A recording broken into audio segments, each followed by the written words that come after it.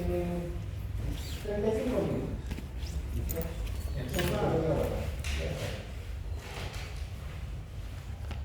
Bien, vamos a comenzar con el señor diagrama, el cual, como ya dijo el doctor, vamos a excluir todos los términos que usaron para la neumonía en general.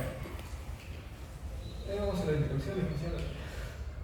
Bien, recordemos que la neumonía en general es una de las principales causas de morbilidad y mortalidad a nivel mundial. Y estas cifras van a aumentar a nivel, en países de bien desarrollo. La OMS reporta que hay 156 millones de casos de neumonía al año a nivel mundial, de los cuales el 95% de los casos ocurren en países en vías de desarrollo. Asimismo, esta es la primera causa de muerte a nivel mundial en todos los grupos etarios y que es causante de 920.136 muertes al año en pacientes pediátricos, correspondiendo al 16% de causas de muerte en este tipo de pacientes. En el caso de Perú, acá podemos ver el número de neumonías de acuerdo a las semanas epidemiológicas en pacientes menores de 5 años, 2020, 2021, 2022 hasta 2025, que se da hasta la semana 4. Acá podemos ver mejor, donde este año, hasta la semana 4, es decir, hasta el primer mes de este año, se dieron 1.437 episodios, en comparación con el año 2024, que a la misma época se dieron menores casos, igual que en 2023 y 2022. En cambio, las difusiones fueron menores. De acuerdo a los episodios de neumonías, de acuerdo a departamentos y acumuladas, el premio se lo lleva Lima, con un total de 414 casos de neumonías en lo que va el año. Seguido por Loreto con 162 y el repuesto en nuestro departamento, Arequipa, con 37. En comparación con el año pasado, donde en Lima se detectaron 8.888 casos de neumonías, en Loreto 2.698 y Arequipa con 1.513. A diferencia de eso, las defunciones que se lo lleva, también la letalidad que se lleva el premio. Por ejemplo, en 2023, Huancavelica con 5.7 de letalidad. Y continuamos con los episodios de defunciones de neumonía en 35 años según el grado, según la edad. Donde en 2025 el mayor grupo etario que presentó neumonías se encontraba entre los 1 a 4 años y defunciones que por lo menos este año se encontró en 50-50. Ahora hablemos sobre la neumonía.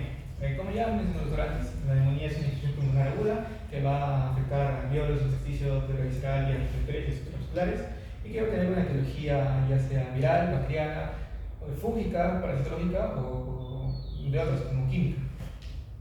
En cambio, la guía MINSA menciona que la neumonía grave se puede definir como una neumonía, pero asociada a estos criterios, ya sea dificultad respiratoria, cianosis central, intolerancia oral, convulsiones y saturación baja, que voy a mencionar después.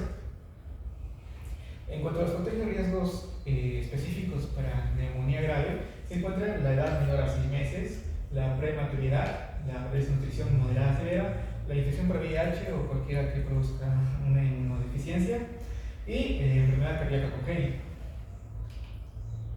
En cuanto al cuadro clínico, lo típico de una neumonía normal sería la presencia de fiebre, taquicardia y tos. Sin embargo, la guía MINSA, que primero voy a mencionar la guía MINSA, que menciona la presencia de los síntomas que voy a mencionar. Primeramente, que para diagnosticar una neumonía grave tiene que haber un diagnóstico de neumonía primero, evidentemente, y la presencia de dificultad respiratoria marcada, ya sea con presencia de polipirajes subcostales, externales o subterritoriales, aleteo nasal y quejido respiratorio. La presencia de cianosis central, un paciente con intolerancia oral, ya sea dificultad para beber o lactar, o la presencia de vómitos frecuentes, la alteración del estado sensorio, que puede ser somnolencia, estado comatoso o incluso alteraciones neurológicas debido a la hipoxemia o la fiebre, y las convulsiones igualmente debido a la fiebre,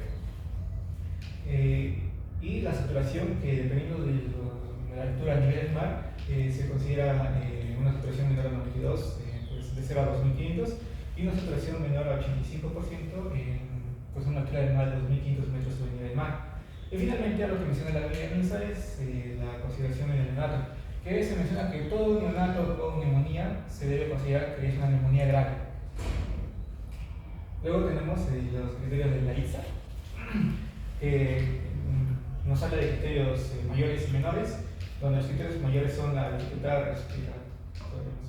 respiratoria que requiere ventilación mecánica o shock séptico, de los cuales si presentamos uno de ellos ya podemos considerarlo una neumonía grave. O tenemos criterios menores, de los cuales tenemos confusión, una taquimia, que bueno, no es esa, sino se refiere al grupo etario. Según taquimia, según el grupo etario, la presencia de BUM mayor a 7, leucopenia resultante de una infección, trombocitopenia, hipotermia, hipotensión, que requiere fluidos agresivos, un PAF menor a 250 y infiltrados multitubulares, que ante la ausencia de criterios mayores, pero la presencia de dos o más criterios menores, podemos considerarlo como una neumonía grave. En cuanto a los sistemas complementarios que podemos pedir para la neumonía grave, evidentemente es el hemograma completo, la PCR, el BCG, progesterona, una radiografía para las complicaciones, el cultivo, antibiograma, muestras de secreciones nasofaríneas, un despistaje de tuberculosis y prueba rápida de VIH, son los que recomienda la guía MINSA. Siguiente.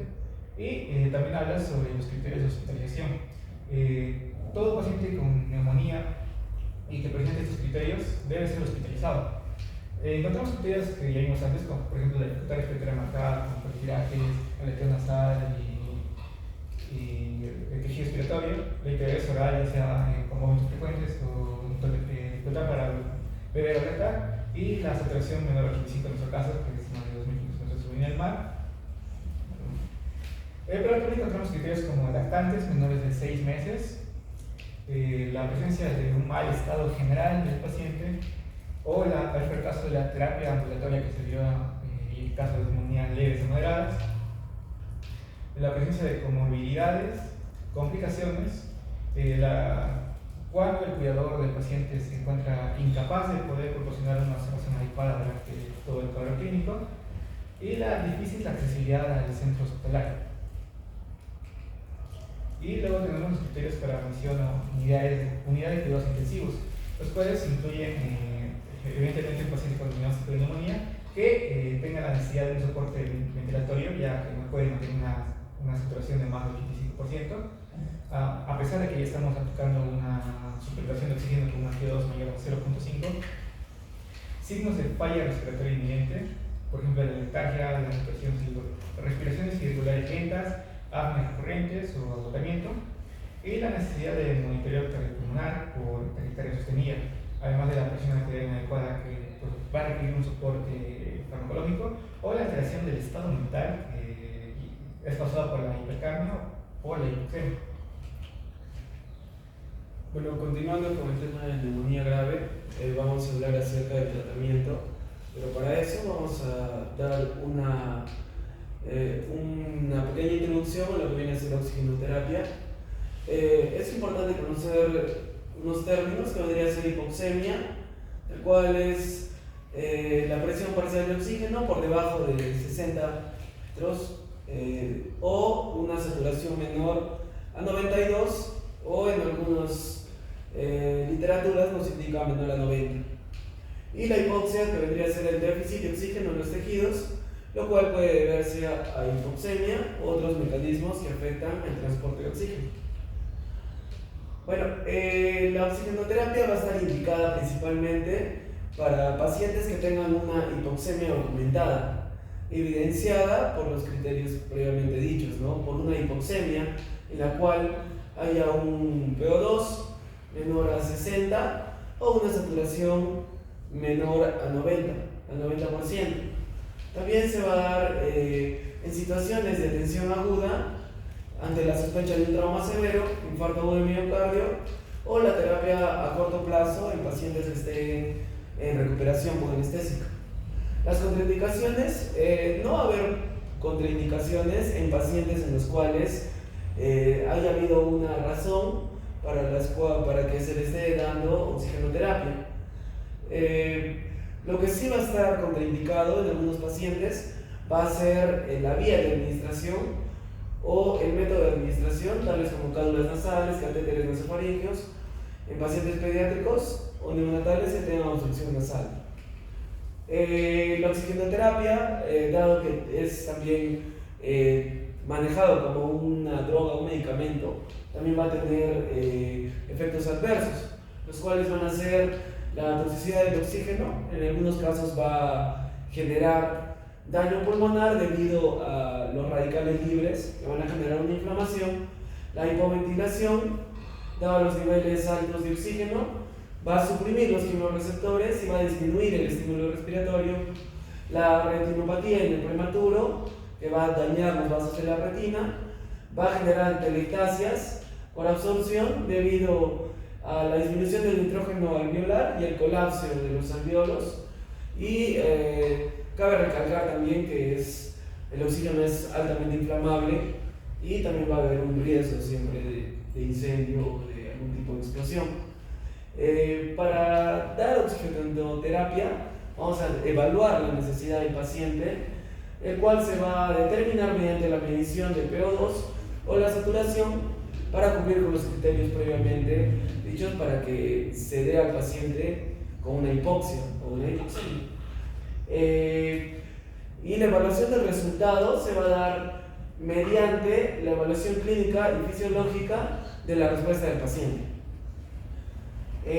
La oxigenoterapia va a dar, los controles se van a dar dentro de las primeras 12 horas en el paciente que tenga un FIO2 menor a 0,4, dentro de las primeras 8 horas en un paciente que tenga FIO2 mayor a 0,4, incluyendo la recuperación posanestésica dentro de las 72 horas en pacientes que hayan sufrido infarto agudo de miocardio, y dentro de las 2 primeras horas en pacientes con EPOC, dentro de la primera hora en pacientes recién nacidos. Y el equipamiento, todos los sistemas que se van a utilizar van a comprobarse siquiera una vez al día. Los signos de hipoxemia, como mencionó mi compañero, principalmente va a ser la saturación menor a 90, la cianosis, el lateo nasal, y en pediatría se va a observar bastante la incapacidad de beber o alimentarse cuando se va a deber de problemas respiratorios. También se va a observar el estado mental, que esté somnoliento, que tenga una depresión.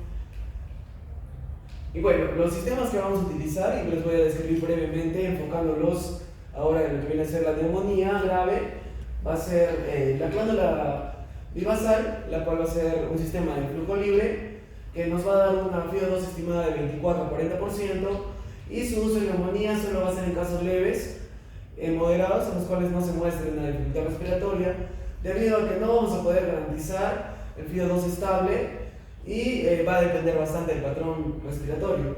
La mascarilla simple nos va a dar un FIO2 entre 40 a 60%, y su uso en neumonía va a ser en casos moderados o mientras se espera algún sistema más avanzado. Y la ventaja va a ser de que nos va a dar un FIO2 más alto que el anterior, pero la limitación va a ser que va a ser inexacta y a largo plazo va a causar una incomodidad en el paciente. En caso de la mascarilla con reservorio, nos va a dar un FIO2 entre 60 y 90%, va a ser útil en emergencias o mientras se va a esperar a un sistema más avanzado, y la ventaja va a ser que nos va a dar un FIO2 más alto, 60-90, y la limitación va a ser que no va a ser humidificada y puede sacar algunas mucosas. La cánula nasal de alto flujo, que cabe recalcar que va a ser la primera línea en hipoxemia grave, sin necesidad inmediata de intubación, nos va a dar un FIO2 hasta el 100% con flujo alto, y va a ser indicado en neumonía grave. La ventaja va a ser que nos va a proporcionar un aire humidificado, va a ser cómoda y nos va a mantener un FIO2 estable, y la limitación va a ser que necesitamos un equipo especializado. Pasando al CPAP, la cual nos va a proporcionar una presión positiva, va a ser muy bueno cuando haya dificultad respiratoria con hipoxemia, que no mejora con el alto flujo. La ventaja va a ser que va a reclutar los alveolos colapsados, y la limitación va a ser que no va a ser tolerada por todos los pacientes. Pasando al BiPAP, El uso de neumonía grave nos va a dar un apoyo en los pacientes que van a tener EPOC más neumonía, y el riesgo de falla, si no se usa correctamente, va a ser muy alto, y la limitación va a ser el riesgo de fuga, dado que se va por una mascarilla, y si no está bien sellado no vamos a poder tener un monitoreo adecuado. La ventilación mecánica invasiva va a ser el último de nuestros recursos. Va a ser requerida insuficiencia respiratoria muy grave o deterioro hemodinámico, y la limitación va a ser que nos va a dar un mayor riesgo de complicaciones, pero la ventaja es que nos va a dar un control total de la ventilación. Acá podemos observar un cuadro en el cual va a estar resumido, y cabe recalcar que lo más recomendado para la neumonía grave va a ser la cánula nasal de alto flujo. Dando un paréntesis, vamos a continuar con el tratamiento de neumonía grave, en el cual vamos a mencionar los antibióticos que están en la guía peruana, el cual se va a mencionar primero ampicilina, clorfenicol y penicilina G sódica, con una dosis de 150 a 200 en ampicilina, 75 a 100 en clorfenicol, y penicilina G sódica de 200 a 250 mililitros. Esto se va a dar por 7 días como mínimo, y en caso de fracaso de esos va a darse ceftriaxona o cefotaxima por 7 días, de 75 a 100 en ceftriaxona y de 150 en cefotaxima. En la guía peruana también hay un apartado resumido acerca de lo que es oxigenoterapia, en el cual nos menciona la cánula nasal, la cánula nasal de alto flujo, que vendría a ser lo más indicado, con un FiO2 variable a partir de 2 litros y de 2 litros también por minuto en neonatos. Evaluando otras literaturas, se vio que en la OMS en el 2013 nos mencionaba la cánula nasal como el método preferido para el inicio de tratamiento, con oxígeno humidificado, recomendado si está disponible. En la guía clínica chilena, que también se puede observar, en ese caso nos mencionaba igual la cánula nasal de alto flujo como primera línea, y también nos mencionaba Albini como la segunda línea, en caso, ya que va a reducir el riesgo de intubación en algunos niños. Estudios recientes realizados en 2023 va a indicar que el Bini va a reducir la mortalidad en comparación con la ventilación invasiva, y nos va a mencionar que la cánula de alto flujo va a reducir la tasa de intubación en niños con neumonía grave o bronquiolitis. Y el MINSA nos va a mencionar un uso escalonado, comenzando con el sistema de alto flujo, seguido del BIN. Podemos observar aquí un resumen de lo que se sacó de las otras literaturas que se leyó, en el cual llegamos a la conclusión de que lo indicado sería comenzar la oxigenoterapia con bajo flujo en caso el paciente no tenga una depresión respiratoria marcada, y en caso de que sea una neumonía grave propiamente dicha, la primera línea sería el apoyo con alto flujo, ya que nos va a apoyar en la recuperación del paciente, reduciendo el riesgo a intubaciones, lo cual nos va a aumentar el riesgo a complicaciones en futuro. La administración vendría a ser de oxígeno humidificado para mejorar la distribución y la eliminación de secreciones a un flujo de 6 a 15 litros por minuto con un FiO2 de 40 a 100. Y la ventilación no invasiva, el BINI, sería la segunda línea, BiPAP en 2 niveles de presión respiratoria y inspiratoria, con un CPAP de 5 a 8 centímetros de agua, del BiPAP de inspiración de 10 a 15 centímetros de agua, y en expiración de 4 a 8 centímetros de agua.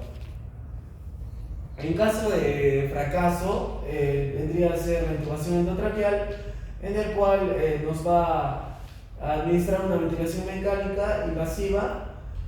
Cuando los métodos no invasivos no son suficientes, va a dar un ingreso de tubo endotraqueal para proveer oxígeno y ventilación directa, y con FiO2 de 40 a 100 según la respuesta de ventilación del paciente.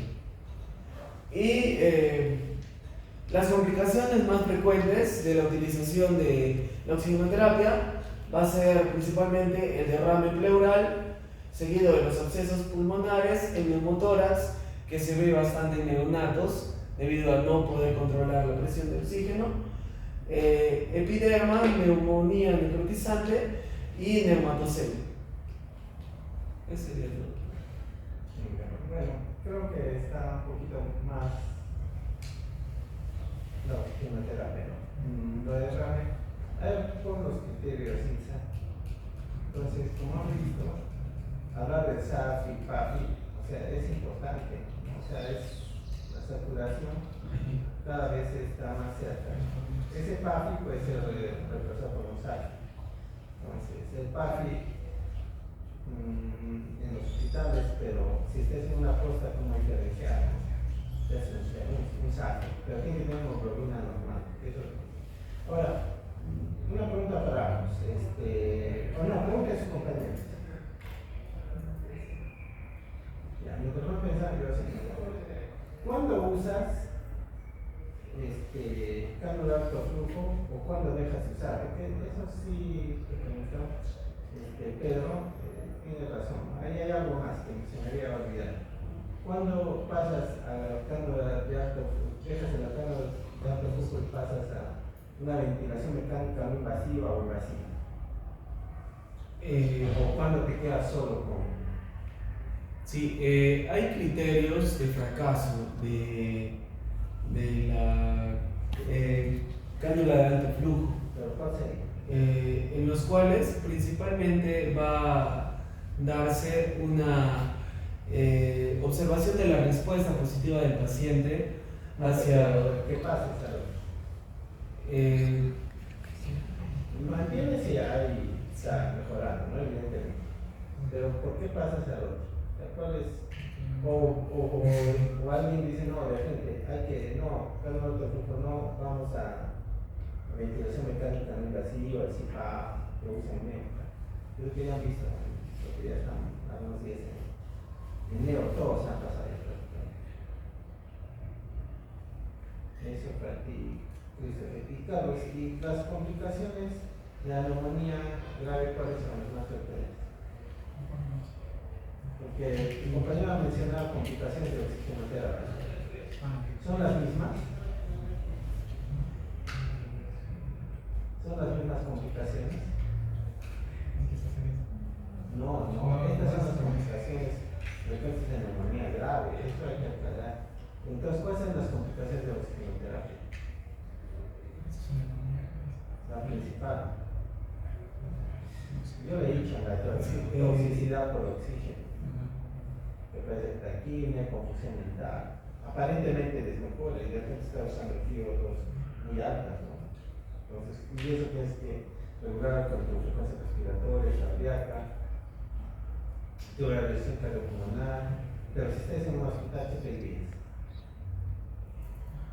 Una PO2, una gas arterial. Y si no es, si esto está, la oxigenoterapia está indicada cánula de flujo solo para cuando hay hipoxemia. Porque si tiene hipercapnia, ¿qué harías? ¿Le pones cánula de flujo o no? O sea, esas mixtas, tipo 1 mixtas, como es. No, porque en realidad el cánula de flujo solo te da presión y es solo para la hipoxemia y hipoxia. Pero la que tiene hipercapnia o en las patologías que tienen hipercapnia, en realidad no sirve el cánula de flujo. Por eso es que seguro ustedes han escuchado en la época de COVID, les ponían cánula de alto flujo y algunos se morían, ¿no? El cánula de alto flujo, ¿no? Porque no había ventiladores mecánicos. O sea, iban mal, ya hacían PCO2, retenían CO2 y ya no, la cánula de alto flujo no funciona. Ahí tienen que usar ventilación mecánica invasiva o no invasiva. Esa es en realidad la indicación. Entonces, también dentro de los criterios que me decía Pedro, preguntaba, que se me había pasado, es una cosa que es gases arteriales. Gases arteriales. Porque puede estar taquipnéico. En una insuficiencia respiratoria hay una taquipnea. Después, como que se normaliza. y después hay hiperarritmia, y ese es un preparo para el respiratorio. O sea, la normalización de una frecuencia respiratoria no necesariamente te indica que ha mejorado, de repente está yendo al otro lado, se está produciendo muy grave y ese nivel debe ir a UCI, intubado, o ventilación mecánica de así, por lo menos, ¿no? Entonces, gracias a Pedacito, y por eso es que en tus criterios de ITSA usa tráfico, por eso todo eso. Pero en la periferia podemos por lo menos usar un SAFI, que si tenemos un saturómetro, la fracción de oxígeno lo conocemos según el oxígeno. Si no, el oxígeno es 0,29 o 0,21 si quieren redondear, que es lo que sabemos que da el oxígeno. ¿Alguna pregunta o comentario más? Es un seminario chico realmente, no es tan extenso. Imagínense lo que era antes una neumonía grave. La neumonía grave, todo menos una neumonía grave generalmente. Pero creo que está muy asociado con el terapia de neumonía grave. ¿Listo? Michelle, ¿cuándo nos toca?